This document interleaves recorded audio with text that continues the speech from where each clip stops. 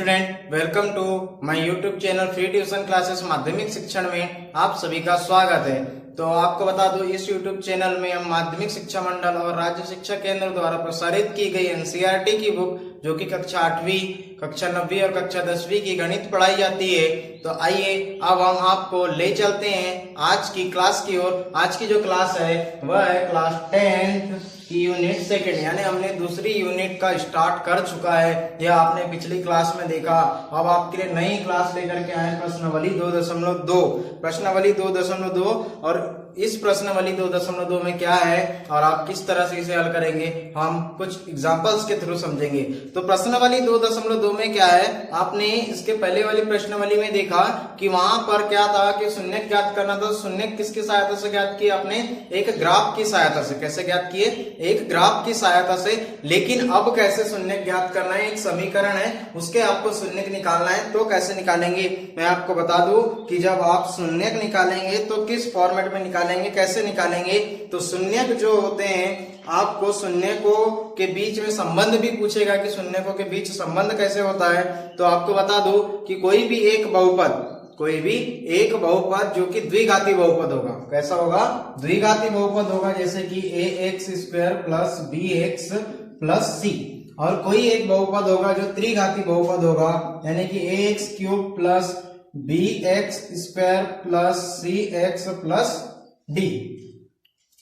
ऐसा होगा जैसे मान लो आपको कोई ऐसा बहुपद आता है, ऐसा कोई बहुपद आता है, तो इसमें कैसे आप शून्य निकालेंगे। और ऐसा बहुपद आता है तो इसमें आप कैसे शून्य निकालेंगे, तो हम आपको बताएंगे कि आप कैसे शून्य निकालेंगे। तो इसमें क्या होता है कि शून्य को का योगफल यानी कोई शून्य के मान लो, जैसे कि हमने कोई शून्य माना अल्फा प्लस बीटा, ये कोई शून्य का दूसरा कोई शून्य क्या है? बीटा। तो अल्फा प्लस बीटा यानी शून्य का योगफल अल्फा प्लस बीटा बराबर क्या होता है? तो अल्फा प्लस बीटा बराबर होता है -b/a। और जब इनके शून्यकों का जो योगफल है वह क्या होता है? -b/a। और शून्यकों का गुणनफल क्या होता है? Alpha into beta. जब आप करेंगे तो क्या आना चाहिए? c/a। क्या आना चाहिए? c/a आना चाहिए। आप इस तरह से इन शून्यकों का योगफल और शून्यकों का गुणनफल, इन दोनों के बीच में ही संबंध पूछता है। आपको कोई एक समीकरण दे देगा, द्विघात समीकरण, एक चर वाला, आपको बोलेगा कि इस समीकरण में आप शून्यकों के बीच में संबंध बताइए। तब आप कैसे बताएंगे? तो शून्यकों के बीच के जो संबंध है वह होते हैं कि अल्फा प्लस बीटा, यानी कि शून्यकों का योगफल और शून्यकों का गुणनफल। तो योगफल होता है अल्फा प्लस बीटा -b/a, और जो गुणनफल है ये होता है अल्फा इंटू बीटा, यानी कि c/a।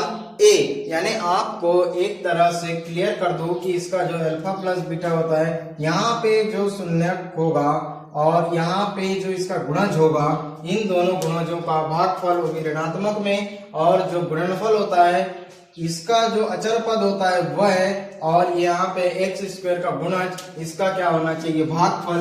यही क्या होगा? इसका गुणनफल होगा और इसका योगफल होगा।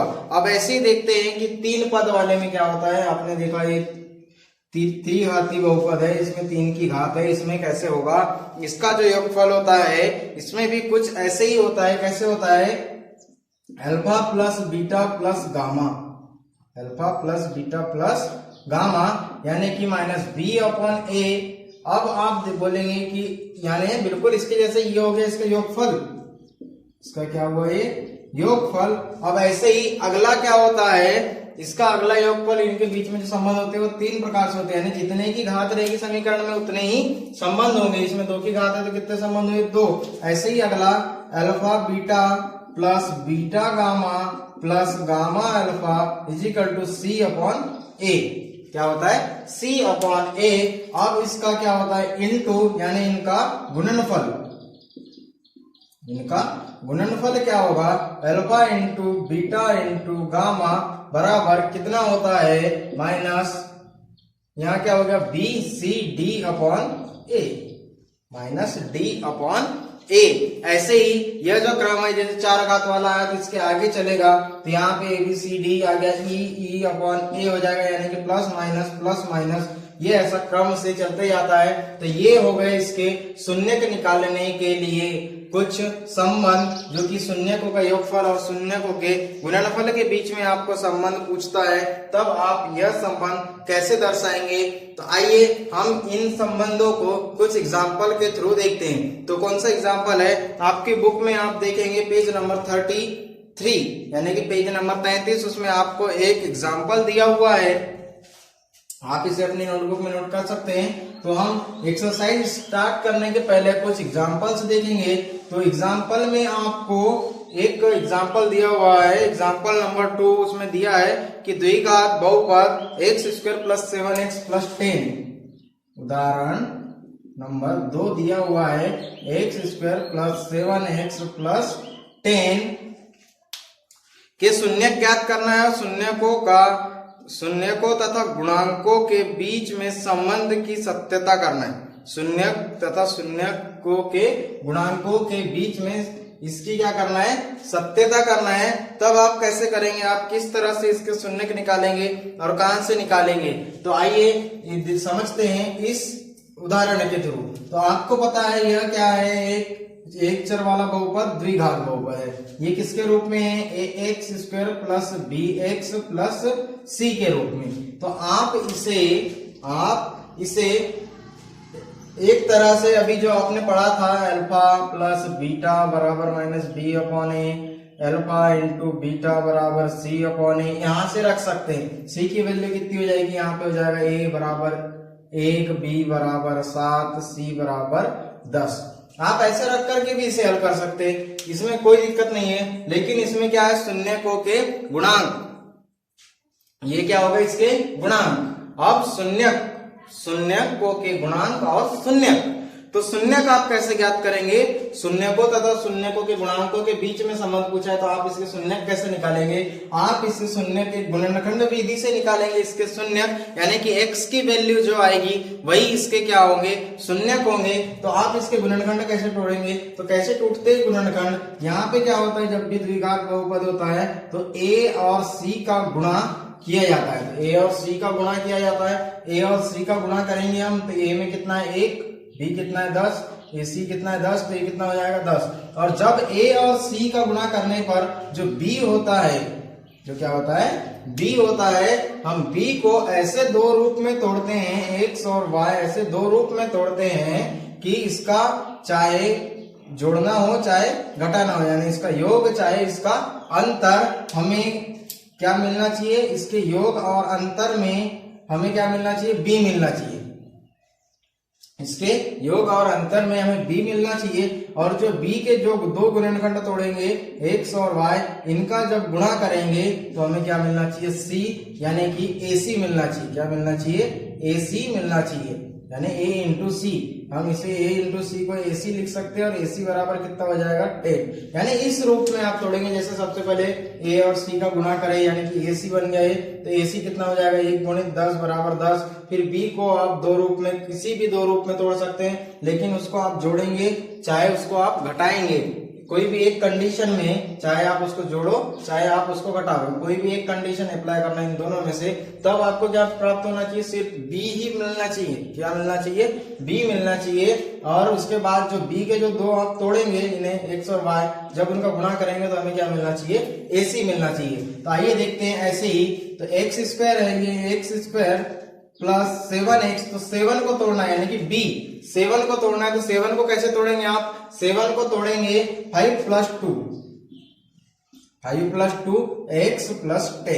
तो 5 + 2, अब मैंने कहा कि ये जो AC है कितना हुआ, 10 हुआ, यहाँ पे भी 10 ही होगा। तो लेकिन इसका जो योगफल है वो कितना होना चाहिए, अंतर कितना होना चाहिए, 7 होना चाहिए। तो आपने देखा कि 5 + 2 कितना हो गया, 7 हो गया। कितना हो गया, 5 + 2 7, और इन दोनों का क्या होना चाहिए, गुना।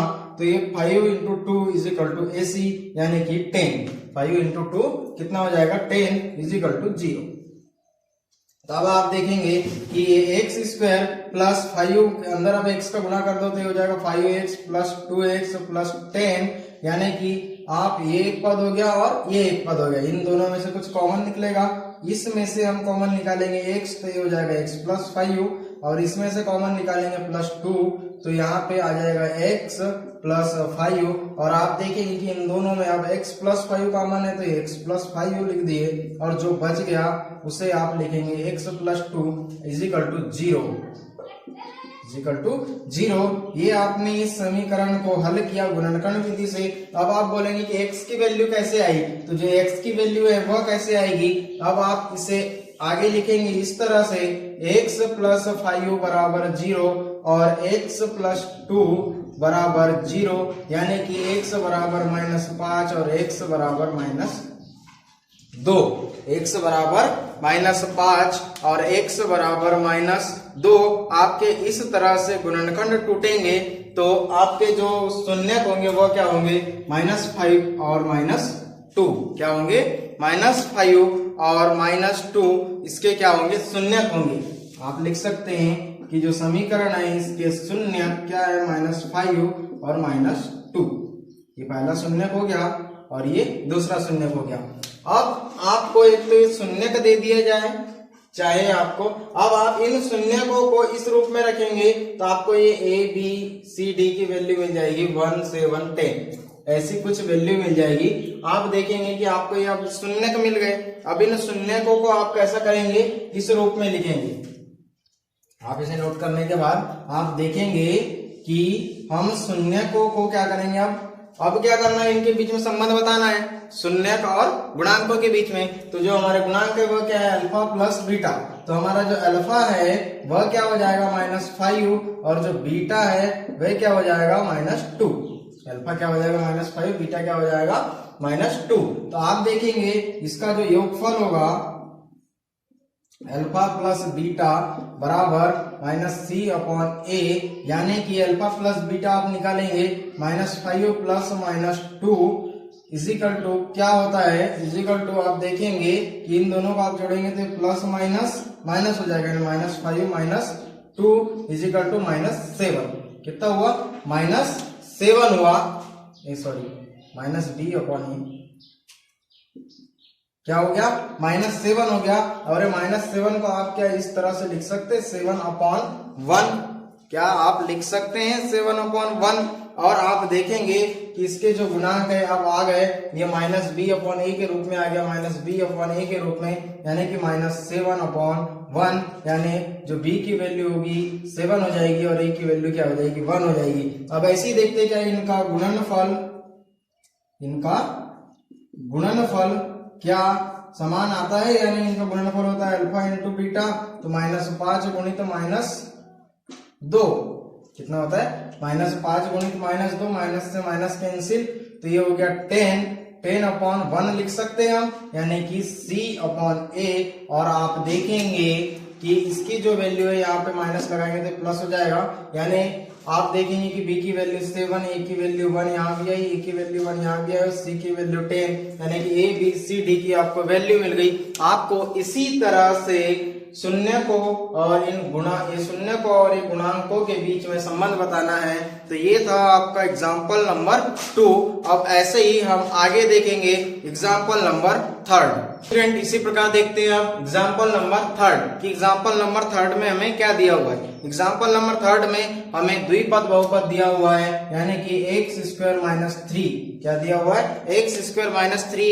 हमें इसके शून्य को और गुणांकों के बीच में संबंध बताना है, जैसे इसके पहले आपने उदाहरण नंबर 2 में देखा। तो उदाहरण नंबर 3 क्या है, उदाहरण नंबर 3 में x² -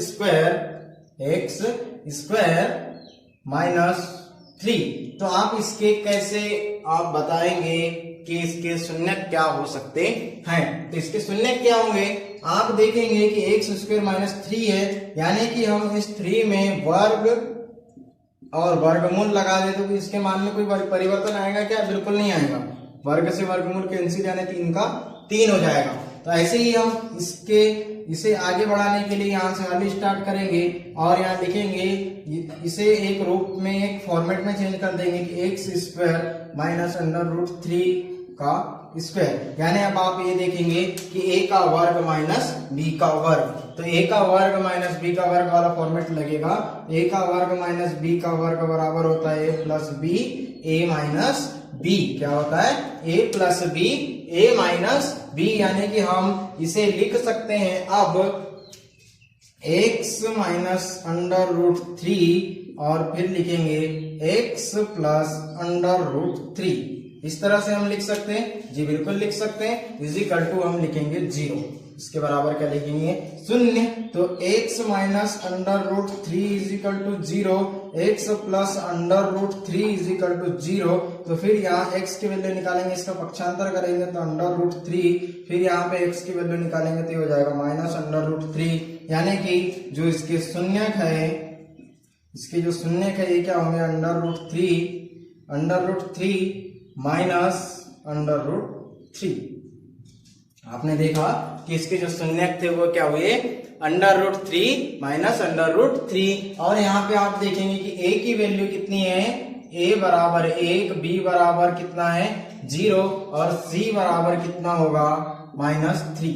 ऐसा होगा, जी बिल्कुल होगा, क्योंकि यहाँ पे a या इस b के स्थान में कुछ दिया हुआ नहीं है, यानी कि हमने अभी इस क्वेश्चन में कौन सी सर्वसमीका का उपयोग किया, इस सर्वसमीका का उपयोग। यहाँ लिख सकते हैं हम सर्वसमीका के प्रयोग से, इस सर्वसमीका का प्रयोग किया और इस सर्वसमीका का प्रयोग करके हमने इसे इनके शून्यक के रूप में बदल दिया। अब देखना है इसके ये हो गए शून्यक, अब इसके गुणांक, यानी इसके गुणांक यानी क्या हो गए अल्फा प्लस बीटा बराबर माइनस बी अपॉन ए और अल्फा इंटू बीटा बराबर सी अपॉन ए होना चाहिए। तो इसे आप मान लीजिए अल्फा, इसे मान लीजिए बीटा, तो अल्फा प्लस बीटा बराबर क्या होगा, तो अल्फा प्लस बीटा यानी कि अंडर रूट 3 माइनस, यानी कि इसके जो योगफल है, इसका क्या है योगफल क्या होगा, तो योगफल होगा अल्फा प्लस बीटा यानी कि under root 3 minus under root 3 plus, यहाँ कोष्टक में यहाँ माइनस लगेगा तो प्लस माइनस माइनस हो जाएगा, प्लस माइनस माइनस होगा, यानी कि under root 3 minus under root 3 is equal to 0, और आप 0 को 0 अपॉन ए लिख सकते हैं, यानी कि ये हो गया माइनस बी अपॉन ए। इसका क्या हो गया, ये योगफल हो गया, इसका योगफल क्या हुआ माइनस बी अपॉन ए। ऐसे ही अब इसका गुणनफल देखते हैं, अल्फा इंटू बीटा बराबर क्या होता है, तो अल्फा इंटू बीटा यानी minus under root 3 into under root 3, और under root 3 into under root 3 is equal to 3, और माइनस लगाए तो माइनस, और माइनस 3 को आप माइनस 3 अपॉन 1 लिख सकते हैं, यानी कि आप लिखेंगे इसे c अपॉन ए। और आपने पहले ही देखा कि इसके जो गुणांक है a बराबर कितना है 1 है, b बराबर 0 यानी कि b बराबर 0 आ गया, a बराबर 1 आ गया, c बराबर -3 आ गया, c बराबर -3 आ गया और a बराबर 1 आ गया। और यही है इन गुणांकों और शून्यकों के बीच सत्यता की पहचान, यानी हमारे जो शून्य है ये बिल्कुल सही है और ये जो हमारे गुणांक बिल्कुल सही है। यदि आपको यदि शून्यक दिए रहे तो आप गुणांक निकाल सकते हैं, और गुणांक दिए रहे तो आप शून्यक ज्ञात कर सकते हैं, यानी कि एबीसीडी की वैल्यू ज्ञात कर सकते हैं। ऐसे ही आगे देखते हैं एग्जाम्पल नंबर 4। तो एग्जाम्पल नंबर 4 में आपको क्या दिया हुआ है कि एक द्विघात बहुपद हमें ज्ञात करना है। क्वेश्चन एग्जाम्पल नंबर 4 में क्या करना है कि एक द्विघात बहुपद हमें ज्ञात करना है, एक द्विघात बहुपद हमें ज्ञात करना है, और उसमें हमें क्या दिया हुआ है कुछ शून्यक क्रमशः दिए हुए, यानी कि हमें उसका गुणांकों का क्या दिया हुआ योगफल, और गुणांकों का योगफल और गुणांकों का गुणनफल हमें दिया हुआ है। तो योगफल कितना है -3 और गुणनफल है 2। योगफल हमें दिया हुआ है -3 और गुणनफल है बराबर 2। इस तरह से हमें दिया हुआ है। तो हम अब बहुपद कैसे ज्ञात करेंगे, द्विघात बहुपद कैसे ज्ञात करेंगे। तो आपको पता है कि योगफल क्या होता है, अल्फा प्लस बीटा बराबर माइनस बी अपॉन ए, यानी कि आप -3 को -3/1 लिख सकते हैं, इसके बाद में कोई परिवर्तन नहीं आएगा। और जो गुणनफल होता है अल्फा इंटू बीटा बराबर सी अपॉन ए, यानी कि आप इसे b2/1 लिख सकते हैं। अब यहाँ देखिए आपको ABCD की वैल्यू मिल गई, ए की वैल्यू यहाँ भी 1 है और यहाँ भी 1 है, तो a बराबर 1, b बराबर यहाँ पे -3 और c बराबर आपको मिल गया 2। c बराबर कितना मिला आपको 2। और आप देखेंगे कि ये -3 है, तो ये माइनस से माइनस कैंसिल होगा, तो इसकी वैल्यू कितनी हो जाएगी, सिर्फ और सिर्फ 3 होगी, यानी कि ये -c वाला माइनस कैंसिल, यानी b बराबर कितना हो जाएगा 3 हो जाएगा। हमें -b की वैल्यू मिली थी, अब b बराबर कितना हो जाएगा 3 हो जाएगा। तो अब इसी के साथ हम आगे इस बहुपद का निर्माण करेंगे। अभी मैंने थोड़ी देर पहले बोला था कि आपको शून्य दिए रहे चाहे गुणांक दिए रहे, तो आपको यहाँ क्या दिए हुए थे, गुणांक, इनका योगफल दिया था और इसका गुणनफल दिया हुआ था। आपने इसके योगफल से अल्फा प्लस बीटा से ज्ञात किया b/a माइनस b/a, और इसके गुणनफल से ज्ञात किया आपने c/a, यानी कि a की वैल्यू दोनों में समान है तो 1 हो गई, b की वैल्यू 3, c की वैल्यू 2। अब आप ABCD की वैल्यू रख करके आप समीकरण लिख सकते हैं। वह कैसे लिखेंगे कि आप देखिए, लिखिए x द्विघात बोला तो 2 की पावर प्लस जो रैखिक समीकरण होता है वह कैसे होता है, ax² plus bx plus c, ऐसे होता है, इक्वल टू 0। तो आप यहाँ पे ABCD की वैल्यू रख दीजिए इस रैखिक समीकरण में। तो a की वैल्यू 1 है, यानी कि ये 1 रख दिए यहाँ पे, इंटू 1 हो जाएगा, ये 1 हो गया। b की वैल्यू रख दी 3, c की वैल्यू रख दी 2 इक्वल टू 0। और 1 का जब यहाँ अंदर गुना करेंगे तो 1 ही होगा ना, यानी कि x² 3x प्लस 2 हमारा यह है, यह द्विघात बहुपद। ये क्या हो जाएगा, द्विघात बहुपद या द्विघात समीकरण। आप इस तरह से एग्जाम्पल नंबर 4 में देखा कि किसी यदि आपको शून्य दिए रहे चाहे आपको गुणांकों के बीच में संबंध दिया रहा, तो आप किस तरह से बहुपद को बता सकते हैं कि यह कौन सा बहुपद है। अब ऐसे ही आगे देखते हैं एग्जाम्पल नंबर 5। एग्जाम्पल नंबर 5 जरूर हमारे कुछ सिलेबस से अलग है, यानी कि उसमें स्टार लगा हुआ है। आप देखेंगे कि उसमें क्या लगा हुआ है, स्टार लगा हुआ है, यानी कि स्टार लगा है, उसके नीचे सबसे नीचे लिखा हुआ है कि यह क्या है, परीक्षा की दृष्टि से नहीं है, लेकिन हमें प्रश्नावली में या फिर आगे शायद कुछ काम आ जाए, हमारे लिए पढ़ना बहुत जरूरी है। तो हम देखते हैं आप एग्जाम्पल नंबर 5। एग्जाम्पल नंबर 5 में आपको क्या क्या चीज दी हुई है। तो एग्जाम्पल नंबर 5 में आपको क्या दिया हुआ है, जांच करना है, कोई त्रिघात बहुपद है। कौन सा बहुपद है, त्रिघात बहुपद है, उसकी हमें जांच करना है। तो हम कैसे करेंगे, और उसका जो त्रिघात बहुपद है px बराबर दिया हुआ है 3x का क्यूब माइनस 5x²। px बराबर दिया हुआ है 3x का क्यूब माइनस 5x का स्क्वायर माइनस 11x माइनस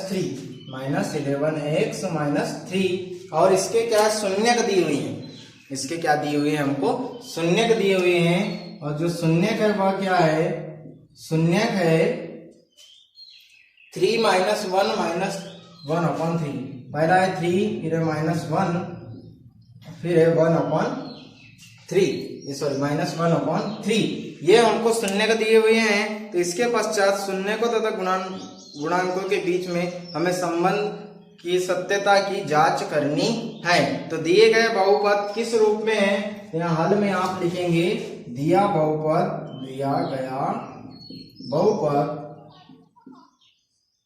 का जो रूप है वह कैसा है, वह ऐसा है ax³ plus bx² plus cx plus d के रूप में। जो दिया गया बहुपद है हमें वह इस रूप में दिया गया है। और इसके जो योगफल और गुणनफल जो होते हैं वह कैसे होते हैं, इसके जो योगफल गुणनफल होते हैं alpha plus beta plus gamma, alpha beta plus beta gamma plus gamma alpha, और जो गुणनफल होते हैं अल्फा बीटा और गामा इस तरह से होते हैं, यानी कि -b/a c/a और -d/a। इस तरह से इसके क्या होते हैं, गुणनफल होते हैं। इसके शून्यक होते हैं, इसके गुणांक होते हैं। तो ऐसे ही आइए देखते हैं, हमें शून्यक दिए हुए हैं, ये इसके गुणांक और इन्हीं गुणांकों की हमें क्या करना है, जांच करना है। तो आइए आगे देखते हैं कि हम किस तरह से जांच करेंगे। हमारे पास a की वैल्यू दी हुई है, b की वैल्यू है, c की वैल्यू है, d की वैल्यू है। हमारे पास a बराबर 3, b बराबर -5, c बराबर -11 और d बराबर -3 ये दिया हुआ है, यानी हम चिन्ह के साथ लिखते हैं जब भी ऐसे लिखते हैं। तो अब आप देखेंगे कि यदि हम इसमें, हमारे पास ये ABCD की वैल्यू दी हुई है, यदि हम इस समीकरण में इन शून्यकों को रखें तो इसकी वैल्यू कितनी हो जानी चाहिए, 0 हो जाना चाहिए। यदि हम जब भी किसी समीकरण के शून्यक आपको दिए रहे और उस शून्यक को आपको जांच करना है, यदि उस शून्यक को इस शून्यक को आप यहाँ x के स्थान पर रख देंगे, इसकी वैल्यू क्या हो जाएगी, 0 हो जाएगी। तो आइए हम देखते हैं कि क्या यह शून्यक सही है या नहीं। तो सबसे पहले देखते हैं, x की वैल्यू रखेंगे 3, x की वैल्यू क्या रखेंगे, 3 रखेंगे। तो आप देखेंगे कि 3 की पावर 3 -5, 3 की पावर 2 -11, 3 -3। आप इसे हल करेंगे, 3 3 9 होती है 27, तो 3 × 27 माइनस 3 3 9 9 5 45 -3 11 33 -3 और 27 3 कितना होता है, 7 3 21 और 7 3 21 की 1 हासिल का 2, 3 दूनी 6 और 2 9, यानी कि 91 -45।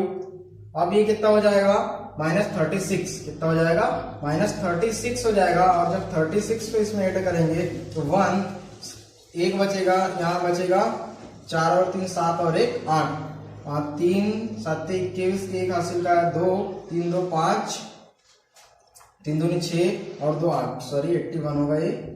आप यहाँ देखेंगे कि जब ये इन दोनों को जोड़ेंगे फिर इन दोनों को जोड़ेंगे तो यहाँ पे आ जाएगा -81 आएगा। आप जोड़ के देख लीजिए और इसकी वैल्यू हो गई 0, यानी कि यह जो शून्यक है ये क्या है, बिल्कुल सही है।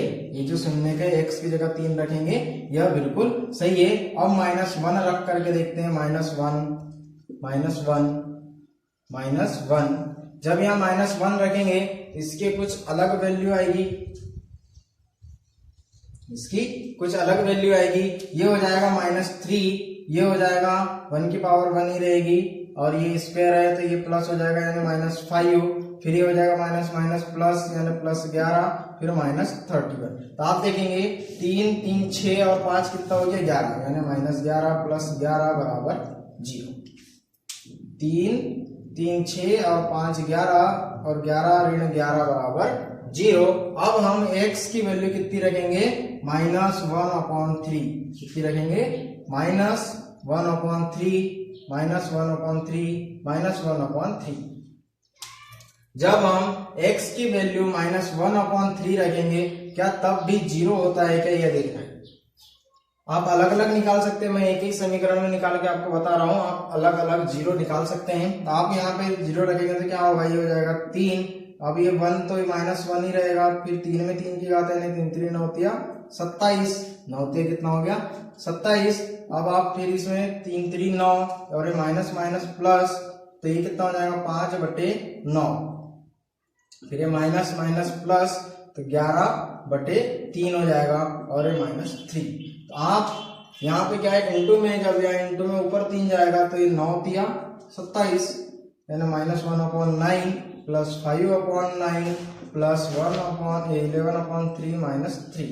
तो इसकी वैल्यू कितनी होगी, इसकी वैल्यू कितनी होगी, ये कैसे निकालेंगे आप, ये क्या है 9 है, जब इसको आप जोड़ेंगे तो कितना होगा, इसको आप जब जोड़ेंगे तो ये हो जाएगा -6 यानी -4/9, कितना होगा -4/9, फिर प्लस है, फिर प्लस में अब इन दोनों को घटाइए तो इसका जो लघुत्तम लेंगे आप लेंगे 3 और ये हो जाएगा 3 3 9, जब इसके कितना हो जाएगा 3 3 9, जब ये 3 3 9 हो जाएगा और 9 में 11 में से 9 गए तो कितना बचेगा, 2 बचेगा, कितना बचेगा 9 और 2 11, तो ये कितना हो गया 2/3, कितना हुआ 2/3। या फिर आप इन पूर्ण संख्याओं का भी लघुत्तम ले सकते हैं, आप इस तरह से भी बना सकते हैं इस क्वेश्चन को। आप पूरे संख्या का लघुत्तम लीजिए, कितना हो जाएगा 9।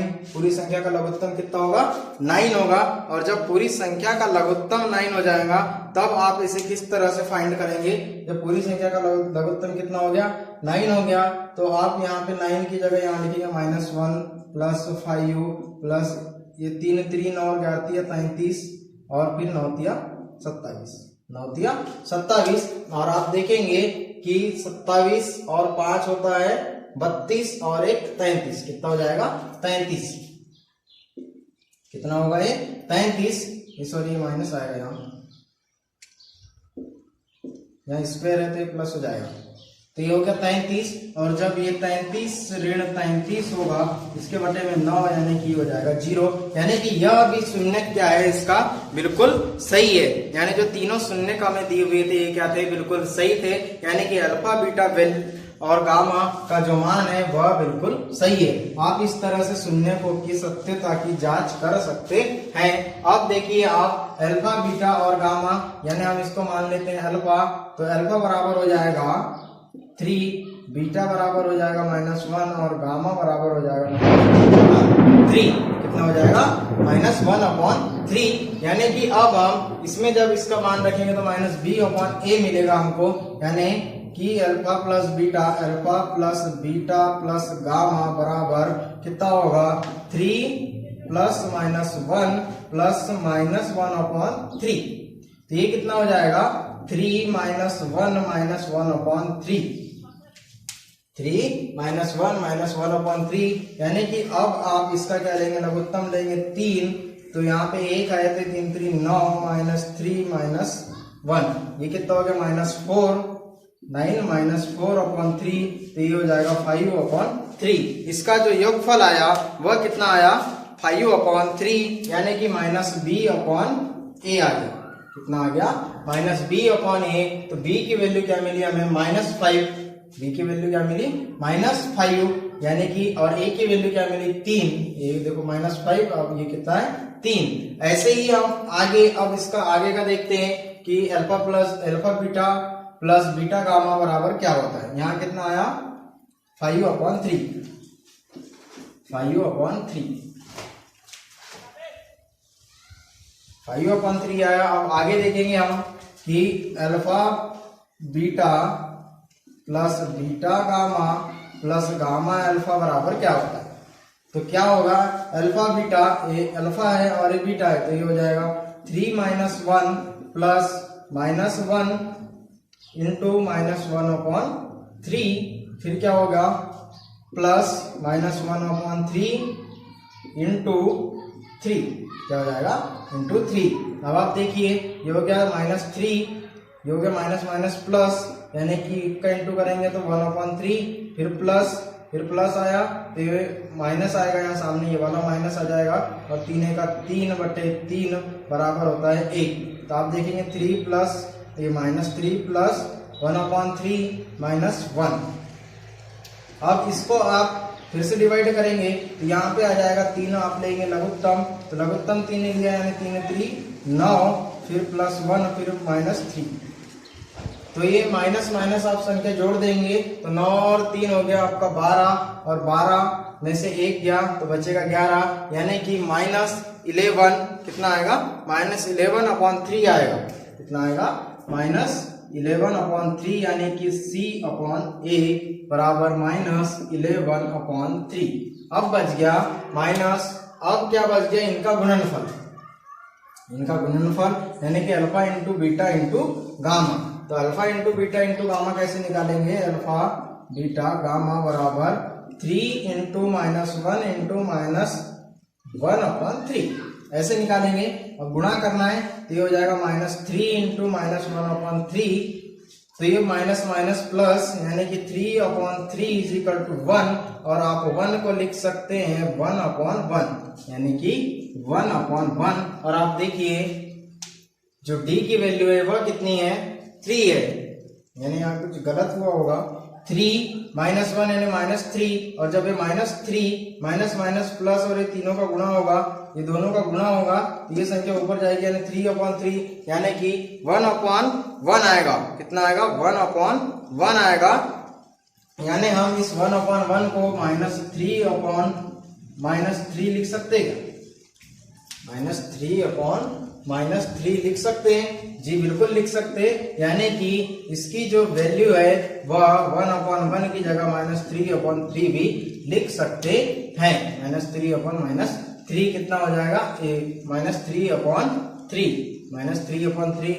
ऋणात्मक है, यहाँ पे भी ऋणात्मक है, तो आप इस तरह से इसे 1 लिख सकते हैं। तो ये थे आपका एग्जाम्पल नंबर 5, जिसमें आपको शून्यक सिर्फ दिए हुए थे, आपने उस शून्यकों की जांच की। उसके बाद आपने देखा कि शून्यकों की जांच करने के बाद आपने दिए हुए बहुपद में अल्फा बीटा की अपने वैल्यू निकाली।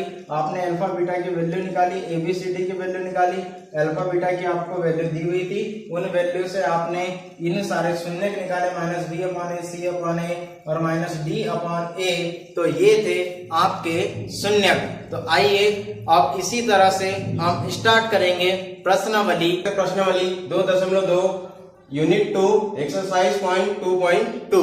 तो अभी आपने थोड़ी देर पहले एग्जांपल्स में देखा कि किस तरह से शून्यक, गुणांक और बहुपद से हम किस तरह से क्वेश्चंस को हल कर सकते हैं, किसके शून्यक ज्ञात कर सकते हैं, शून्यक और गुणांकों के बीच में संबंध, किस तरह से आप संबंध बता सकते हैं। तो ऐसे ही 2.2 का पहला क्वेश्चन है। पहले क्वेश्चन में क्या दिया हुआ है? निम्न द्विघात बहुपदों के शून्यक ज्ञात कीजिए और शून्यकों तथा गुणांकों के बीच में संबंध की सत्यता की जांच करना है। तो आपको एक बहुपद दिया होगा, उसके आप शून्यक ज्ञात करेंगे और शून्यक के साथ साथ गुणांकों की सत्यता की जांच करेंगे कि गुणांक क्या होते हैं। आपने देखा alpha plus beta, alpha into beta, और शून्यक निकाले आपने गुणनखंड विधि से कि x की वैल्यू कितनी है, y की वैल्यू, x की दूसरी वैल्यू कितनी है। तो x की आपने दो वैल्यू निकाली थी। ऐसे ही अब एक्सरसाइज के कुछ क्वेश्चन करते हैं। तो आइए 2.2 का क्वेश्चन नंबर 1 क्या है? क्वेश्चन नंबर 1 है x का square minus 2x minus 8।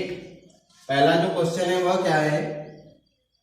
x का square minus 2x minus 8, 2x minus 8 ये क्वेश्चन है।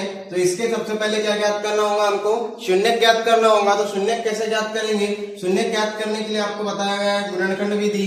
इसे आप किस रूप में लिखेंगे? इसका जो रैखिक समीकरण होगा कुछ ऐसा होगा, x plus bx plus c।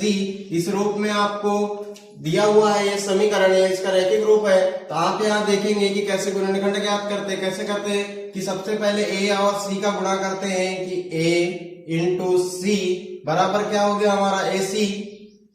a into C is equal to ac। तो इसमें आपने देखेंगे कि a और c की वैल्यू कितनी है। तो इसमें a बराबर है 1, b बराबर है 2 माइनस 2 और c बराबर -8। तो यहाँ देखेंगे आप कि कितना आना चाहिए। a की वैल्यू 1 इंटू 8 है, -8 है, तो यानी कि लगभग 8 ही होगा वो, यानी कि -8 ही है ना। अब a और c का इंटू करेंगे, उसके बाद क्या करते हैं? b को, ये जो b है इसको ऐसे दो रूप में तोड़ते हैं, चाहे धनात्मक रूप हो चाहे इसका ऋणात्मक रूप हो। क्या प्राप्त होना चाहिए हमें? b प्राप्त होना चाहिए। और जब ये धनात्मक और ऋणात्मक रूप को तोड़ेंगे, जब b के धनात्मक और ऋणात्मक दोनों रूप का जब गुणा करेंगे, जैसे कोई प्लस प्लस की संख्या है तो इसमें यदि इनका गुणा करेंगे तो हमें क्या प्राप्त होना चाहिए? AC प्राप्त होना चाहिए। क्या प्राप्त होना चाहिए? AC प्राप्त होना चाहिए, यानी कि ये -8 हमें मिलना चाहिए। तो आइए अब गुणनखंड तोड़ते हैं। आपने देखा कि 1 और ये 8 का जब गुणा करेंगे तो कितना होगा? -8 होगा, यानी कि आप ये जो 2 है इसे आप किस तरह से -8 के रूप में तोड़ सकते हैं। तो कैसे तोड़ेंगे? 4 दूनी कितना होता है? 8 होता है, और 4 में से 2 गए तो 8 हो जाएगा। देखिए आप 4 दूनी 8 और 4 में से 2 गए तो 8, यानी कि ये जो गुणनखंड टूटेंगे ये कैसे टूटेंगे? x square minus 4 minus 2 x minus 8, इस तरह से इसका गुणनखंड टूटेगा। फिर आप x स्क्वायर x का अंदर गुना करेंगे, माइनस का अंदर गुना करेंगे तो 4x प्लस 2x माइनस 8 हो जाएगा। फिर आप यहाँ से, अब ये आपके 2 पद हो गए, प्लस के बाद देख रहे हैं आप 2 पद हो गए। तो यहाँ से आप x को कॉमन निकालेंगे तो यहाँ बचेगा x माइनस 4, फिर प्लस 2 को कॉमन निकालेंगे तब भी बचेगा x माइनस 4, यानी कि आपका एक गुणनखंड एक कॉमन हो गया x माइनस 4, दूसरा ये x और प्लस 2 यानी कि x प्लस 2। तो आप देखेंगे कि x की वैल्यू कैसे आएगी? इसके इज इक्वल टू में 0 कर लो, बराबर 0। तो आप देखेंगे कि x minus 4 is equal to 0, x plus 2 is equal to 0। तो अब x की वैल्यू कितनी आएगी, इसका पक्षांतर कर दिया जाएगा तो x प्लस हो जाएगा 4 और x बराबर हो जाएगा -2। यानी जो इसके शून्य का ये क्या आ गए हमारे +4 और -2, ये x के दो मान आ गए। अब हमें क्या करना है, गुणांकों के बीच की सत्यता करनी है, यानी कि alpha plus beta is equal to -b upon A और alpha into beta is equal to c upon A, इसको प्रूव करना है। और जो एबीसीडी की वैल्यू है ये समान आनी चाहिए। तो देखते हैं हमारे जो शून्य है वो क्या है 4 और -2। तो अल्फा बराबर हो गया 4 और बीटा बराबर हो गया -2। ये जो है अल्फा बीटा ये शून्य है। आपको सबसे पहले इसके शून्य ज्ञात करना होगा, जब जाकर के आपको ये एबीसीडी की वैल्यू मिलेगी। तो सबसे पहले क्या ज्ञात करेंगे, योगफल शून्यकों का योगफल कि शून्यकों का योगफल क्या होता है, alpha plus beta is equal to -b upon A. तो अल्फा प्लस बीटा यानी कि 4 4 plus -2 is equal to -b upon A. यहाँ कितना आ गया, आप देखेंगे कि जब घटेगी संख्या ये हो जाएगा 4 - 2 is equal to -b upon A. तो ये हो जाएगा 2 is equal to -b upon A, यानी कि इसे अपॉन में 1 लिख सकते हैं। और यहाँ माइनस लगा है तो हमको b की वैल्यू चाहिए। यहाँ यदि माइनस का गुणा कर देंगे यहाँ पे तो ये क्या बदल जाएगा प्लस में, यानी कि जो b की वैल्यू क्या आ गई -2, ये देखिए -2 और a की वैल्यू कितनी आ गई 1, ये आ गई 1। इसी प्रकार देखेंगे गुणनफल शून्यकों का गुणनफल कि शून्यकों का गुणनफल क्या होता है, alpha into beta is equal to c upon A, यानी कि 4 into -2 is equal to c upon A. तो ये कितना हो जाएगा 4 दूनी 8 और ऋण लगाए तो ऋण c अपॉन ए और -8 के बटे में 1 लिख सकते हैं, यानी कि a की वैल्यू 1 यहाँ भी आ गई और c की वैल्यू -8, ये देखिए -8। तो इस तरह से आप क्वेश्चन को हल करेंगे। जब एग्जाम में भी आए तो आप इसी तरह से हल करेंगे। यदि आपको शून्य ज्ञात करने पूछ लिया तो आप इसी तरह से किसी भी क्वेश्चन को हल करेंगे। तो ये थे आपका पहला क्वेश्चन 2.2 का फर्स्ट क्वेश्चन था। आपने देखा कि किस तरह से आप शून्य ज्ञात कर सकते हैं। और यहाँ पे एबीसीडी की वैल्यू भी समान आई और आपने सबसे पहले जो शून्य निकाला वह भी सही है। यदि आपके शून्य निकालने के बाद एबीसीडी की वैल्यू नहीं आती है तो आपके डेफिनेटली शून्य गलत होंगे। ऐसे ही आप देखते हैं क्वेश्चन नंबर 2 कि क्वेश्चन नंबर 2 में क्या पूछा गया है, 4x square minus 4x plus 1। 4x square minus, ऐसा पूछा गया question -1, 4x square minus 4x plus 1 है। कितना है +1 है। तो यही है आपका क्वेश्चन। इसमें अब एबीसीडी की वैल्यू चेंज हो जाएगी, a की वैल्यू हो जाएगी 4, b की वैल्यू हो जाएगी -4 और c की वैल्यू हो जाएगी 1। c की वैल्यू कितनी हो जाएगी 1। अब आप इसके क्या करेंगे, गुणनखंड तोड़ेंगे, यानी कि गुणनखंड तो इसके हो नहीं सकते। आप फिर से इसके गुणनखंड तोड़ेंगे। तो इसके गुणनखंड तोड़ने के बाद आपको फिर से अल्फा बीटा के योगफल और गुणनफल का सूत्र लगाना होगा। तो आइए देखते हैं अब इसके गुणनखंड कैसे टूटेंगे। आपको पता है कि a और c सबसे पहले तोड़ते हैं, उसके बाद में b को इस तरह से तोड़ते हैं कि उसका क्या आ जाना चाहिए, ac आ जाना चाहिए। तो a और c, जब यहाँ पे a और c का गुणा होगा तो 1 × 4, तो ये कितना आना चाहिए हमारा 4 आना चाहिए। कितना आना चाहिए 4 आना चाहिए। और जब ये b है इसको इस तरह से तोड़ेंगे कि यहाँ कितना आना चाहिए -4 आना चाहिए। तो कैसे तोड़ेंगे आप देखेंगे कि 2 दूनी कितना होता है 4 होता है। 2 दूनी कितना होता है 4 होता है। और -2 कितना हो जाएगा -4 हो जाएगा। यानी कि आप देखेंगे यहाँ पे जो वैल्यू आएगी वो किस तरह से आएगी कि 4x square minus 4x plus 1 is equal to, आप इसको तोड़ेंगे तो 4x स्क्वायर यानी -2 इज इक्वल टू -4। यानी आपको देखिए सामने माइनस का चिन्ह लगा, यानी एक चिन्ह क्या होगा यहाँ पे प्लस होगा, यानी 2 + 2 इज इक्वल टू 4 होगा।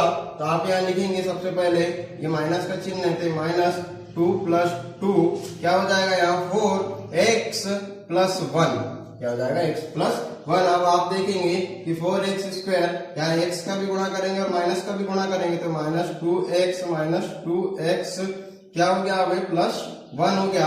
अब यहाँ पे आप देखेंगे कि दो गुणनखंड आपको मिल गए, इन दोनों में से आप कुछ संख्या को क्या निकाल सकते हैं, बाहर निकाल सकते हैं। यहाँ से यदि आप 2 को कॉमन निकालेंगे, 2x को कॉमन निकालेंगे तो यहाँ क्या 2 दूनी 4 और 1 x में से x गया तो x बचा, माइनस 2x कॉमन निकल गया 1 बच गया। अब यहाँ से माइनस 2 को कॉमन निकालेंगे तो जब माइनस 2 को कॉमन निकालेंगे तो x और माइनस कॉमन निकला तो प्लस माइनस माइनस और ये 1। और आप देखेंगे कि ये संख्या और यहाँ से ओनली माइनस 1 कॉमन निकलेगा। तो जब तक ये दोनों कॉमन होंगे, ये दोनों क्या होंगे एक दूसरे के कॉमन होंगे। और 2x माइनस 1 एक गुणनखंड हो गया 2x माइनस 1 और दूसरा हो गया 2x माइनस 1, यानी दोनों आप गुणनखंड देख रहे हैं एक जैसे है। यदि आप इन दोनों का गुणा करेंगे तो आपको ये वैल्यू मिल जाएगी। अब इजिकल टू क्या लिखेंगे, यहाँ पे आप 0 लिखिए। जब आप 0 लिखेंगे तो आपको शून्य मिलेंगे कुछ इस तरह से, 2x minus 1 is equal to 0, 2x minus 1 is equal to 0, यानी कि आपके जो शून्य आएंगे कैसे आएंगे, जब आप एक माइनस 1 का पक्षांतर करेंगे तो प्लस 1 हो जाएगा और गुणा वाली संख्या का पक्षांतर करेंगे तो भाग हो जाएगा, यानी कि x बराबर 1/2 और इसका भी x बराबर 1/2 क्या हो जाएगा 1/2, यानी आपके आगे शून्य। अब आपको क्या करना है, यहाँ पे आपके अल्फा बीटा की वैल्यू चेंज हो जाएगी, यहाँ पे आपके अल्फा बीटा की वैल्यू बदल जाएगी 1/2 और ये भी 1/2। जब ये 1/2 हो गया तो आपके अब यहाँ पे अल्फा बीटा चेंज हो जाएंगे, यहाँ अल्फा बीटा चेंज हो जाएंगे। तो ये कैसे चेंज होंगे आइए देखते हैं। अल्फा प्लस बीटा यानी अल्फा और ये बीटा यानी कि 1/2 प्लस 1/2, और यहाँ से जब आप इसका लघुत्तम लेंगे तो 2 लघुत्तम आएगा और 1 प्लस 1 यानी कि ऊपर में यहाँ 2 लघुत्तम आ गया, यहाँ ऊपर में 1 बचेगा, यहाँ 1 बचेगा, यानी कि 2/2 कितना आ गया 2/2, यानी कि 1/1 आ गया। क्या आ गया 1/1 आ गया। और आप देख रहे हैं कि माइनस b की वैल्यू कितनी है -4 है, यहाँ आना कितना चाहिए -4 आना चाहिए। और आप देखेंगे कि a की वैल्यू कितनी है a की वैल्यू कितनी है 4 है, ये कितना आ गया 1/1 आ गया।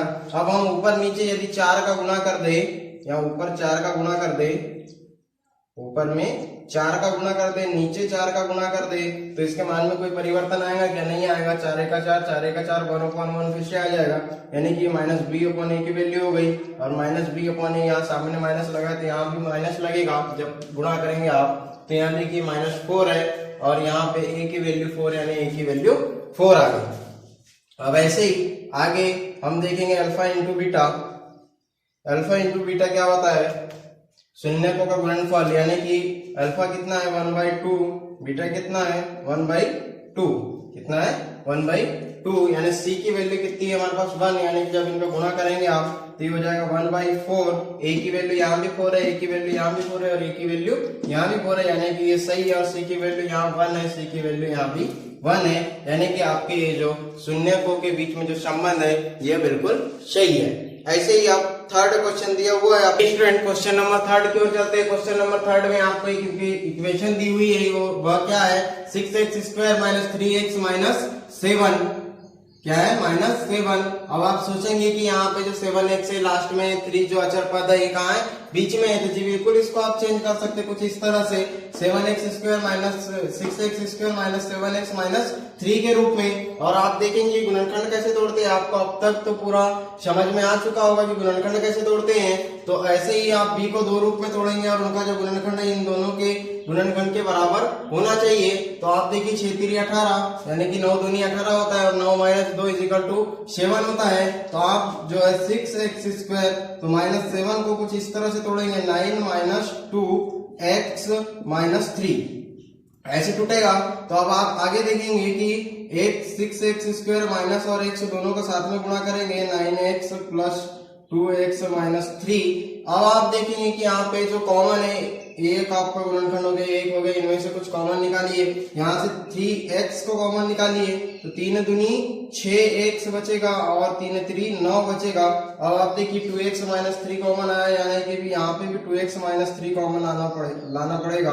तो ये जब 2x माइनस 3 कॉमन लाएंगे तो यहाँ से +1 कॉमन निकलेगा, यानी यहाँ पे क्या हो गया 2x माइनस 3 कॉमन हो गया और 3x प्लस 1 ये क्या हो गया दूसरा गुणनखंड हो गया। अब आप x की वैल्यू निकालेंगे तो कैसे निकलेगी 2x minus 3 is equal to 0, 3x plus 1 is equal to 0। तो जब आप माइनस का पक्षांतर करेंगे और गुणा वाली संख्या का पक्षांतर करेंगे तो x बराबर हो जाएगा -3/2 और जो दूसरा x का पक्षांतर करेंगे तो इसके बराबर हो जाएगा -1/, सॉरी +3 होगा क्योंकि माइनस की संख्या है, यानी -1/3, यानी जो अल्फा और बीटा की वैल्यू है यह कुछ इस तरह से डिवाइड हो जाएगी -1/3 और जो दूसरी वैल्यू है वो होगी 3/2। तो जब आप इसको डिवाइड करेंगे तो अब इसका क्या निकालेंगे आप, ये हो गए आपके शून्य। अब निकालेंगे योगफल, शून्यकों का योगफल alpha plus beta is equal to -b/a, तो अल्फा प्लस बीटा यानी 3/2 प्लस -1/3 और 3 और 2 का लघुत्तम होता है 6, और जब 6 का आप लघुत्तम निकालेंगे तो 2 3 6 3 3 9, 3 दूनी 6 और 2 का 2, यानी कि यहाँ क्या आ गया 7/6, कितना आ गया 7/6, 7/6 इज इक्वल टू -b/a और a और b की वैल्यू निकालने के लिए माइनस है तो इसको एक्चुअल b में धनात्मक b में चेंज करना पड़ेगा, यानी कि b/a इज इक्वल टू -7/6। तो आप देखेंगे कि b की वैल्यू कितनी -7, तो ये आ गई b की वैल्यू -7, a की वैल्यू 6, तो a की वैल्यू 6 आ गई। यानी अब कुछ इसी तरह से इनका गुणनफल भी होगा, तो इसका जब गुणनफल निकालेंगे आप तो गुणनफल कैसे निकलेगा, गुणनफल देखिए अल्फा की वैल्यू रखिए 3/2 गुणित बीटा की वैल्यू -1/3, तो आप देखेंगे कि 3 दूनी 6 और -3 -1 -3, यानी c की वैल्यू -3, a की वैल्यू 6। तो ये था आपका क्वेश्चन नंबर 3। क्वेश्चन नंबर 3 में आपने देखा कि किस तरह से आपने शून्य निकाला और किस तरह से आपने इनके योगफल और गुणनफल के बीच में संबंध की सत्यता की जांच की। ऐसे ही आगे चलते हैं क्वेश्चन नंबर 4 की ओर। क्वेश्चन नंबर 4 में है 4u का स्क्वायर प्लस 8u, 4u का स्क्वायर 4u का स्क्वायर प्लस 8u ये है, और आपको कुछ इसी तरह से मान दिए हुए हैं, तो आपकी जो वैल्यू होगी अब ABCD की वैल्यू चेंज हो जाएगी, a का मान हो जाएगा 4, b का मान हो जाएगा 8 और c की वैल्यू हो जाएगी 0, c की वैल्यू हो जाएगी 0, और आपके गुणनखंड भी कुछ अलग रूप में टूटेंगे। अब आइए देखते किस तरह से इसके गुणनखंड टूटते हैं। अब आपको दिखेगा यहाँ पे कि c जो है वह क्या है 0 है, यानी कि जब हम a और c का गुणा करेंगे तो कितना आएगा 0 आएगा। यानी आप देखिए क्या इसे आप दोनों के स्क्वायर के बराबर में लिख सकते हैं क्या, जी बिल्कुल नहीं लिख सकते। ये जो वैल्यू है ये कैसी है 4u का स्क्वायर प्लस 8u, यानी कि आप इसमें से डायरेक्ट कॉमन निकाल सकते हैं 4u यदि डायरेक्ट कॉमन निकाले यहां बचेगा u प्लस यहां बचेगा 2, क्या बचेगा u प्लस 2 बचेगा, और जब यहाँ पे u प्लस 2 बचेगा तो आप देखेंगे यहाँ पे आपका ये पहला गुणनखंड हो जाएगा, यहाँ आपका दूसरा गुणनखंड हो जाएगा। तब आप कैसे करेंगे, इसे आप 4u इज इक्वल टू 0 लिख सकते हैं और u plus 2 is equal to 0 लिख सकते हैं,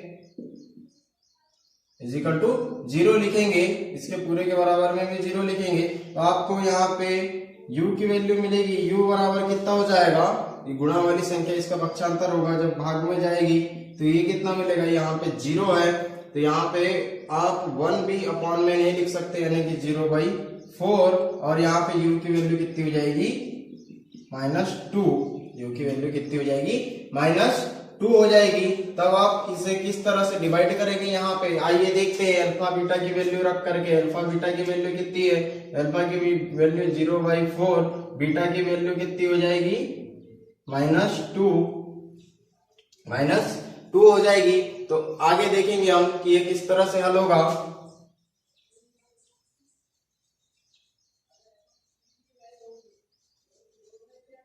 अल्फा यानी शून्यकों का योगफल अल्फा प्लस बीटा यानी 0/4 प्लस 2, तो 0/4 यानी कि आप 4 लघुत्तम लेंगे, 0 प्लस 8, 4 4 का 4 और 4 दूनी 8, कितना हो जाएगा ये 0 प्लस 8, और जब ये 0 प्लस 8 होगा तो ये हो गया 8/4, कितना हो गया 8/4 is equal to minus B upon A, और जब आप b की वैल्यू निकालेंगे इसे धनात्मक रूप में लाएंगे, माइनस का गुणा करेंगे तो ये माइनस की जगह माइनस आ जाएगा, प्लस की जगह प्लस आ जाएगा, तो ये जो b की वैल्यू कितनी हो जाएगी 8 और a की वैल्यू कितनी हो जाएगी 4 हो जाएगी। इसी तरह से आप इसके अगले गुणनखंड निकालेंगे। अगला गुणनखंड क्या होगा, गुणनफल 0/4 इंटू 2 भाई इसे 1 लिख सकते हैं आप, और जब इनका आप गुणा करेंगे तो 2 शून्य 0, 4 का 4, यानी a की वैल्यू कितनी आ गई 4, c की वैल्यू कितनी आ गई 0, c की वैल्यू 0, a की वैल्यू b की वैल्यू 8 और a की वैल्यू 4, यानी कि आपके जो गुणनखंड है क्वेश्चन नंबर 4 के ये बिल्कुल सही है, शून्य भी सही है, और इसका जो योगफल और गुणनखंड के बीच में शून्य के बीच की जो सत्यता है यह भी क्या होगी, सही होगी। ऐसे ही आगे क्वेश्चन नंबर 5, क्वेश्चन नंबर 5 में क्या दिया हुआ है, t का स्क्वायर माइनस 15, t का स्क्वायर माइनस 15, t है इसका स्क्वायर है माइनस 15 ओनली, तो ये माइनस 15 है। आप इसे किस रूप में चेंज कर सकते हैं, आपको a की वैल्यू दी हुई है 1, b की वैल्यू है आपके पास 0 और c की वैल्यू है माइनस 15 है। कुछ इस तरह से आप देखेंगे कि क्या आप इसे गुणनखंड तोड़ सकते हैं, क्या आप a और c के रूप में इसके गुणनखंड तोड़ सकते हैं? जी बिल्कुल नहीं तोड़ सकते, लेकिन हम इसे आप देखेंगे कि यदि किसी संख्या को वर्गमूल और वर्ग लगाया जाए तो इसके मान में कोई परिवर्तन आता है क्या? जी बिल्कुल नहीं आता। उसी तरह हम यहाँ क्या करेंगे, इसका वर्ग लगाएंगे और वर्गमूल भी लगाएंगे, तब आप देखेंगे कि आपको कुछ वैल्यू इस तरह से मिलेगी, a का स्क्वायर माइनस b के स्क्वायर के रूप में। तब आप इसे किस तरह से लिख सकते हैं, a minus b a plus b is equal to 0, यानी आपके जो गुणनखंड है कैसे टूटेंगे, t minus under root 15 is equal to t minus under root 15 is equal to 0, t plus under root 15 is equal to 0, यानी t बराबर under root 15 और एक t बराबर हो जाएगा माइनस अंडर रूट 15। होगा कुछ ऐसा, आप देखेंगे कुछ इसी तरह से होगा। तब आगे देखते हैं कि अब आगे क्या होगा, इसके जो शून्यकों के बीच की जो सत्यता है, यानी कि alpha plus beta, alpha minus beta बराबर क्या होगा, अल्फा इंटू बीटा बराबर क्या होगा। तब आप देखेंगे कि अल्फा की वैल्यू क्या हो गई प्लस 15 अंडर रूट, और ये हो गया माइनस अंडर रूट 15। तो आप देखेंगे कि इन दोनों को जब जोड़ेंगे, under root 15 is equal to under root 15 minus plus करना है minus under root 15, plus minus minus under root 15 minus under root 15 is equal to 0, और आप 0 को 0/1 लिख सकते हैं, और b की वैल्यू देखिए 0 है, अब वो चाहे माइनस 0 हो चाहे प्लस 0 हो, एक ही होता है, यानी कि हो गया माइनस b/a, और आपको b की वैल्यू क्या मिल गई 0, a की वैल्यू मिल गई 1। ऐसे ही इनका इंटू करते हैं, under root 15 into minus under root 15, अब क्या 15 आना चाहिए, वर्गमूल 15 गुणित वर्गमूल 15 बराबर होता है 15, और माइनस है तो माइनस अपॉन 1 लिख सकते हैं, माइनस 1 अपॉन सॉरी इसके अपॉन में 1, यानी a की वैल्यू 1 और c की वैल्यू माइनस 15। ये था आपका क्वेश्चन नंबर 5 2.2 का। अब ऐसे ही देखते हैं क्वेश्चन नंबर 6। क्वेश्चन नंबर 6, तो क्वेश्चन नंबर 6 में क्या है, क्वेश्चन नंबर 6 में है 3x square minus x minus 4, 3x square minus x plus 4 sorry minus 4 है, 3x square minus x minus 4, ये आपको ax square plus bx plus c के रूप में दिया हुआ है, यानी इसकी एबीसीडी की वैल्यू कुछ अलग होगी, a की वैल्यू 3, बी की वैल्यू -1, सी की वैल्यू -4। अब आप इसके गुणनखंड तोड़ेंगे जी, बिल्कुल गुणनखंड तोड़ना होगा हमें, ये किसी दूसरे फॉर्मेट से नहीं निकल सकता। तो ये जब दूसरे किसी फॉर्मेट से नहीं निकल सकता तो इसी फॉर्मेट से निकलेगा, और जब ये इसी फॉर्मेट से निकलेगा तो एक की वैल्यू कितनी है -1, यानी कि ये किस रूप में टूटेगा, देखिए 4 तिया 12, 4 तिया 12 और 4 तिया 12 होता है, और 4 ऋण 3 कितना होता है, 1 होता है। कितना होता है, 1 होता है। तो बिल्कुल आप देखिए कि 1 है, इसका मान कितना 1 है, यानी इस रूप में हम गुणनखंड को तोड़ सकते हैं, यानी कि 3x² माइनस 1 की जगह क्या लिखेंगे आप 4 - 3x - 4 = 0, और फिर आप माइनस और x का दोनों का गुणा करेंगे तो 4x + 3x - 4 = 0। अब आप यहां से क्या कॉमन निकाल सकते हैं, आप यहाँ से क्या कॉमन निकाल सकते हैं, आप देखेंगे कि अब यहाँ से आप x को कॉमन निकाले तो यहाँ बचेगा 3x - 4, यहाँ से +1 को कॉमन निकाले तो 3x - 4 = 0।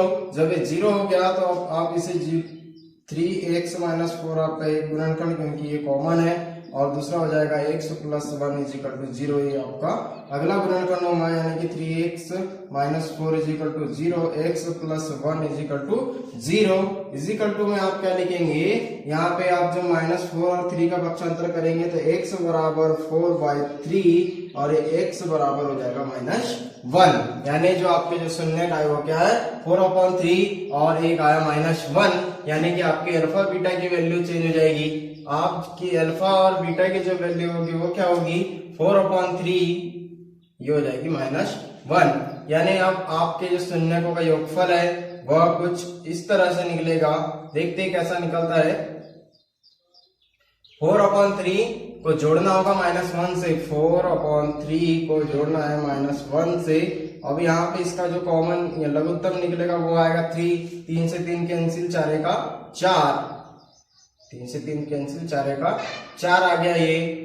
अब यहाँ +3 यहाँ है नहीं कुछ, तो 3 का गुणा होगा ऊपर, तो ये हो जाएगा -3, और जब ये हो जाएगा -3 तो ये प्लस माइनस माइनस, यानी कि 4 - 3 = 1/3, यानी जो b की वैल्यू कितनी है -1, यानी जब इस माइनस का आप इधर गुणा करेंगे तो ये हो जाएगा -1/3, और ये आपको मिलेगा b/a, यानी a की वैल्यू आ गई 3, b की वैल्यू आ गई -1।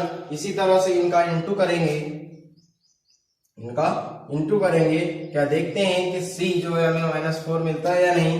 तो 4/3 इंटू -1 और 4 का जब इंटू होगा तो 4 और माइनस है तो -4/3, यानी आपको c/a की वैल्यू मिल गई -4/3, यानी c की वैल्यू -4।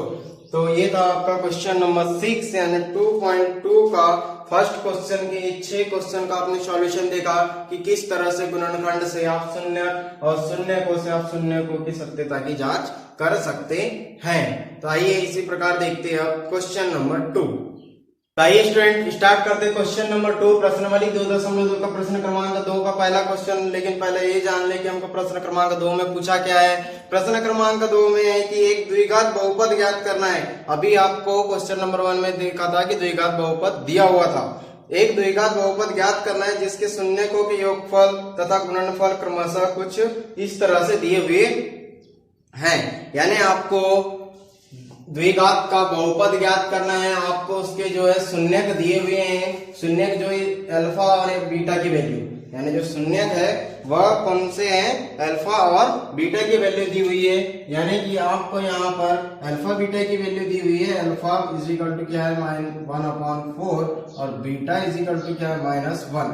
अल्फा और बीटा की वैल्यू दी है, आपको शून्यक ज्ञात करना है, यानी कि बहुपद ज्ञात करना है, वो भी द्विघात बहुपद कि द्विघात बहुपद इससे ज्ञात करना है। तो कैसे करेंगे, आपको पता है कि शून्यकों का योगफल, अल्फा बीटा की वैल्यू दी है, यानी आप ऐसे ही करेंगे, शून्यकों का योगफल बराबर क्या होता है, अल्फा प्लस बीटा बराबर -b/a, इतना होता है। फिर आप यहां देखेंगे कि शून्यकों का गुणनफल, शून्यकों का गुणनफल क्या होगा, शून्यकों का गुणनफल होता है अल्फा इंटू बीटा = c/a। यानी कि आपको इससे ABCD की वैल्यू निकाल के एक द्विघात बहुपद बनाना है, ऐसा करना है। तो आइए देखते हैं, alpha is equal to 4/a और बीटा इज इक्वल टू -1 दिया हुआ है, तब आप कैसे करेंगे। तो यहाँ पे देखिए आप अल्फा प्लस बीटा, ये अल्फा प्लस बीटा यानी अल्फा ए बीटा है, यानी कि इसे आप लिख सकते हैं, किस तरह से लिखेंगे, अल्फा 1/4 और आप देखेंगे बीटा की वैल्यू क्या है -1 इज इक्वल टू -b/a। आप इन दोनों को जोड़ेंगे, आपका 4 कॉमन आ जाएगा। जब आपका 4 कॉमन आ जाएगा तो आप देखेंगे कि यहाँ पे कितना आ गया, 4 आ गया, यहाँ कितना आ गया, 4 आ गया। तो यहाँ आप देखेंगे कि क्या आ रहा है, 4 का 4 प्लस फिर 4 से यहाँ गुना होगा तो 4 का 4 यानी -4 हो जाएगा। कितना हो जाएगा, -4 हो जाएगा। और आप देखेंगे कुछ इस तरह से, ये क्या है, प्लस है, ये माइनस है, 1 - 4/4 यानी यहाँ पे कितना हो जाएगा, असमान चिन्ह वाली संख्या घट जाएगी, यानी यहाँ b की वैल्यू कितनी आ जाएगी, -3/4। यानी अब ये कितना आ गया, -3/4, तो ये -3/4 इज इक्वल टू -b/a, दोनों का माइनस कैंसिल, तो b/a इज इक्वल टू 3/4। यानी हमको a की वैल्यू कितनी मिली, 4, b की वैल्यू कितनी मिली, 3, b की वैल्यू कितनी मिली, 3 मिली। तो अब हमें क्या ज्ञात करना है, c/a, यानी अब c की वैल्यू ज्ञात करना है। तो c की वैल्यू कैसे ज्ञात करेंगे, आपको शून्य को का क्या निकालना होगा, गुणनफल, यानी इसका गुना इससे करना होगा।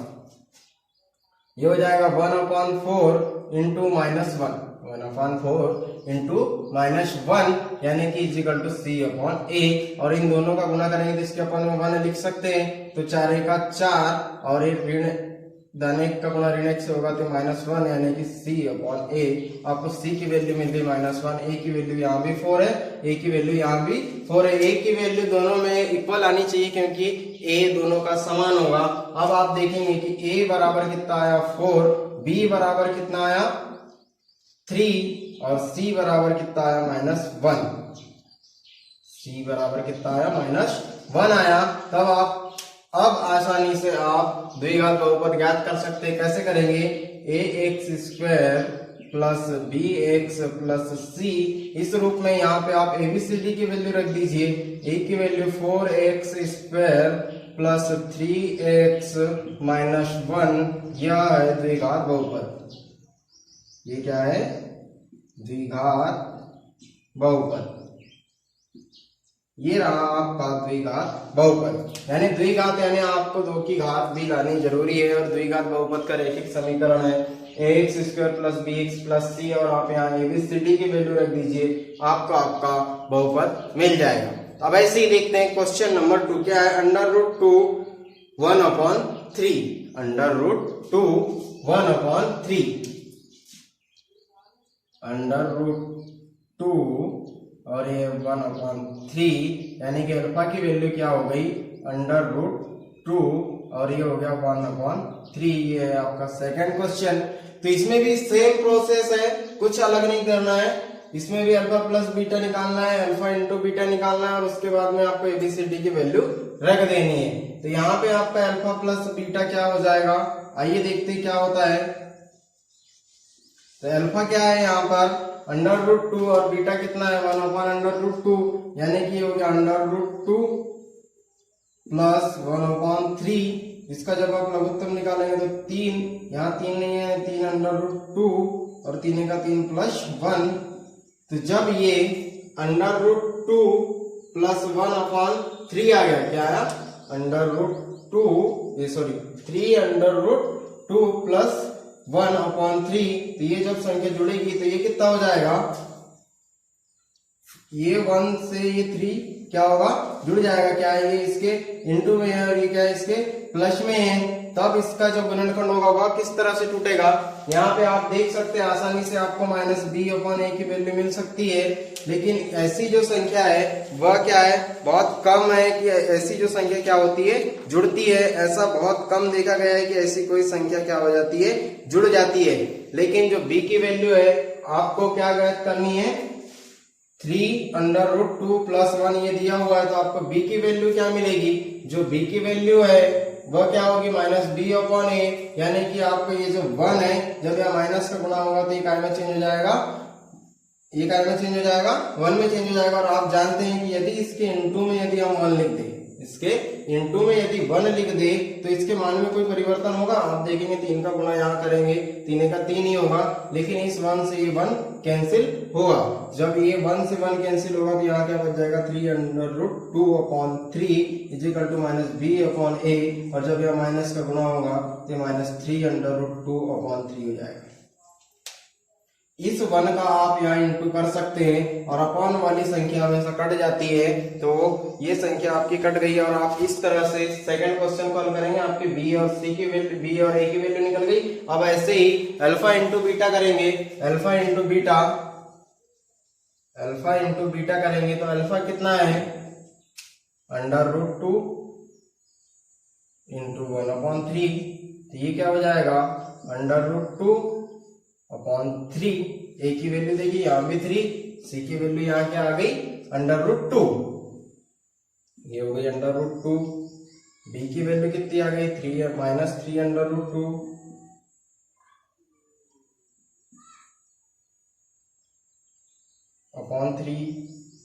और आप देखेंगे कि ए की वैल्यू क्या है 3 है, ये सॉरी ए की वैल्यू कितनी है 3 है।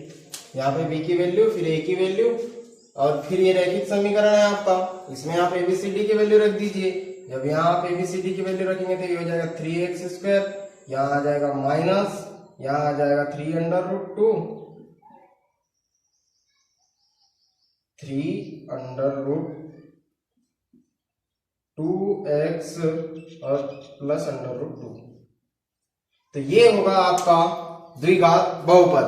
ऐसे ही अब देखते हैं क्वेश्चन नंबर 3, इसमें दिया हुआ है 0√5, 0√5। यहाँ आपको क्या दिया हुआ है 0 और एक दिया हुआ है √5, 0√5 क्या दिया हुआ है 0√5। जब ये 0√5 दिया हुआ है यानी अल्फा की वैल्यू कितनी हो गई 0, बीटा की वैल्यू हो गई √5। जब ये √5 हो गई तो आपको अब इनका योगफल ज्ञात करना है, उसके बाद फिर क्या करना है इनका गुणनफल ज्ञात करना है। तो पहले आप योगफल ज्ञात करेंगे, योगफल क्या होगा 0 प्लस √5 यानी ये क्या हो गया √5। जब ये √5 हो गया तो इसके अपॉन में 1 लिख सकते हैं, √5/1 यानी आप √5/1 माइनस √5/1 लिख सकते हैं b/a की वैल्यू। और जब ये b/a की वैल्यू आ गई, अब इनका आप इंटू करेंगे तो इंटू में क्या करेंगे,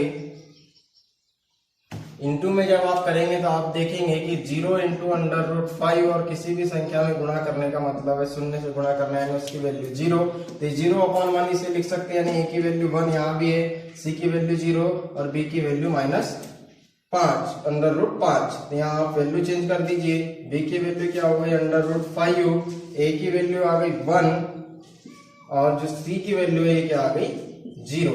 यानी आपका जो द्विघात बहुपद होगा वह क्या होगा, अब आपका द्विघात बहुपद इससे चेंज हो जाएगा। तो आप द्विघात बहुपद को किस तरह से लिखेंगे, द्विघात बहुपद को लिख सकते हैं, एक का मान 1 यानी x² प्लस √5x और ये कितना है +0, यानी कि x² प्लस √5x आपका क्या होगा ये द्विघात बहुपद। ये था आपका क्वेश्चन नंबर 3। अब ऐसे ही हम आगे बढ़ेंगे क्वेश्चन नंबर 4 की ओर। क्वेश्चन नंबर 4 क्या है, क्वेश्चन नंबर 4 में आपको जो अल्फा बीटा की वैल्यू दी हुई है वो क्या है 1 1 है। यहाँ पे क्या दिया हुआ है 1 1 दिया हुआ है, यहाँ कितना है 1, यहाँ भी कितना है 1। तो अल्फा की वैल्यू हो गई 1, बीटा की वैल्यू क्या हो गई 1। और जब आप इन दोनों को जोड़ेंगे तो आप आसानी से जोड़ सकते हैं अल्फा प्लस बीटा, यानी कि ये हो जाएगा 1 + 1। जब ये 1 + 1 हो जाएगा तो ये हो जाएगा 2 और ये हो जाएगा 2/1। और जब ये 2/1 हो जाएगा तो जो b की वैल्यू है यहाँ पे -b/a है, यानी कि -2/1 होगा।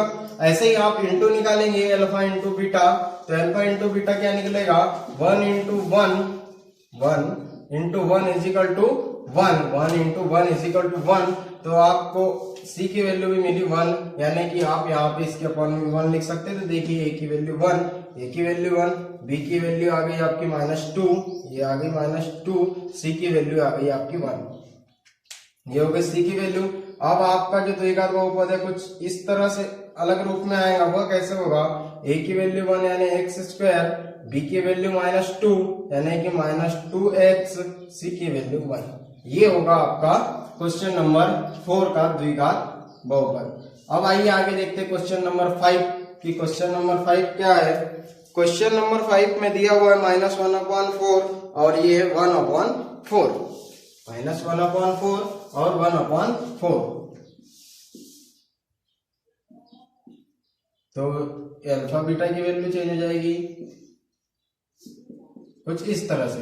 अब इनका हम योगफल निकालेंगे, इनका क्या निकालेंगे, योगफल निकालेंगे। योगफल क्या होगा, -1/4 प्लस 1/4, यानी कि ये इससे ये कैंसिल, यानी यहाँ बच गया 0, यानी 0/1 लिख सकते हैं। और ये क्या हो गया, b और a की वैल्यू 0 और 1। जब फिर इसका इंटू करेंगे तो इसका इंटू कितना आएगा, अब ये देखना है। इसका इंटू करेंगे हम, यहाँ कितना आ जाएगा, -1/4 इंटू 1/4। जब ये 1/4 इंटू 1/4 हो गया तो यहाँ देखेंगे 4 चौ 16 और ऊपर क्या है माइनस माइनस, तो ये -1। अब आप देखेंगे कि यहाँ पे क्या आ गया, -16, यहाँ आ गया 16 और यहाँ पे आ गया -1, यानी आपको a की वैल्यू कुछ अलग नजर आ रही है दोनों जगह, दोनों स्थानों पर। तो क्या हम देखिए आप 1/0/1 हो या 0/16 हो, उसकी वैल्यू कितनी होगी, 0 ही होगी। यानी हम इस 0/1 को हम 0/16 लिख सकते हैं क्या, जी बिल्कुल लिख सकते हैं, क्योंकि इसका मान तो शून्य ही है। इसको जब डिवाइड करेंगे तो कितना आएगा, 0 आएगा। यानी कि a की वैल्यू कितनी हो गई 16, b की वैल्यू कितनी हो गई 0, c की वैल्यू कितनी हो गई -1। a की वैल्यू 16, b की वैल्यू 0, c की वैल्यू -1। यानी आपका जो द्विघात बहुपद है ये कुछ इस तरह से चेंज हो जाएगा, 16x² प्लस यहाँ पे b की वैल्यू 0x, तो 0x प्लस -c तो -1। यानी कि आप इसको कुछ इस तरह से लिख सकते हैं, 16x² -1, 16x² -1। तो ये है आपका द्विघात बहुपद था क्वेश्चन नंबर 5। अब ऐसे ही आगे क्वेश्चन नंबर 6, क्वेश्चन नंबर 6 में क्या है, 4 और 1 क्या दिया हुआ है, 4 और 1 दिया हुआ है। अब आपको अल्फा बीटा की फिर एक अलग वैल्यू मिल गई, ये 4 और ये 1।